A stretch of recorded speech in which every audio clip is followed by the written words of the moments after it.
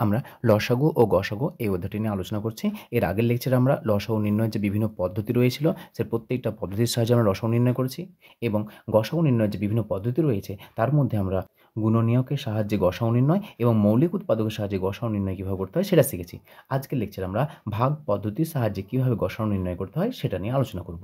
ভাগ পদ্ধতির সাহায্যে 4 ও 8 এর গসাগু নির্ণয় করব।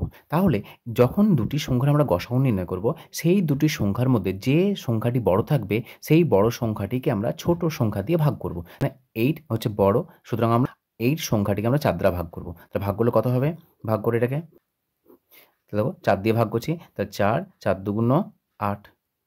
যেহেতু ভাগ মিলে গেছে, তাহলে যেহেতু ছোট সংখ্যা দিয়ে আমাদের 8 সংখ্যাটিকে ভাগ মিলে গেছে, সুতরাং আমাদের যে সংখ্যাটি দিয়ে মিলেছে সেই সংখ্যাটি হচ্ছে আমাদের গসাগু। তাহলে এখানে 4 ও 8 এর গসাগু কত? 4 ও 8 এর গসাগু সমান 4। তারপর ধরে নাও যে 4 ও 30 এর গসাগু। তা 4 ও 30 এর যদি গসাগু বের করতে হয়, তাহলে 30 সংখ্যাটা যদি বড়, সেই 30 সংখ্যাটাকে 4 দিয়ে ভাগ করব। 30 কে ভাগ করো 4 দিয়ে, তাহলে কত হবে? 4 7 28, বিয়োগ করো, বিয়োগ করলে নামছে কত? 2। যেহেতু ভাগ মিলছে না, যেটা আমরা ভাগশেষ পেয়েছি, সেটা ভাগশেষ সংখ্যাটিকে দিয়ে এই যে আমরা যে সংখ্যাটি দ্বারা ভাগ করছিলাম সেই সংখ্যাটিকে ভাগ করব। তাহলে এই 4 সংখ্যাটা আমাদের এখানে নেমে যাবে। এখানে নামিয়ে দাও। এখানে নামলে কত হচ্ছে? এর ভাগ করো, এটাকে ভাগ করে দেখো 2, 2 দুগুণ 4, ভাগ মিলে গেল। তাহলে এখানে যদি ভাগ মিলে গেছে, যে সংখ্যাটি দিয়ে আমাদের ভাগ মিলেছে সেই সংখ্যাটি হলো আমাদের গসাগু। তো 4 ও 30 এর গসাগু 2। 12 ও 18, তো 12 ও 18 এর গসাগু। তাহলে 12 ও 18 গসাগু, এদের মধ্যে বড় কে বলো তো? বড় হচ্ছে 18। বড় সংখ্যা যেহেতু 18, এই 18 সংখ্যাটিকে আমরা 12 দিয়ে ভাগ করব। তাহলে ভাগ করো 12 দিয়ে, তাহলে 12 কে 12, বিয়োগ করো 6। যেহেতু ভাগ মিলেনি, তাহলে এবার কী করবো? আমরা যেটা ভাগশেষ পেয়েছি সেই ভাগশেষ সংখ্যাটিকে দিয়ে আমরা এই বড় যে সংখ্যা দিয়ে আমরা ভাগ করেছিলাম সেই সংখ্যাটিকে আমরা ভাগ করব। তাহলে কত হবে? 12কে ভাগ করো, এই 12টা এখানে নেমে যাবে। এবার ভাগ করে এখানে 6, 6 দুগুণ 12। দেখো এখানে ভাগ মিলে গেছে।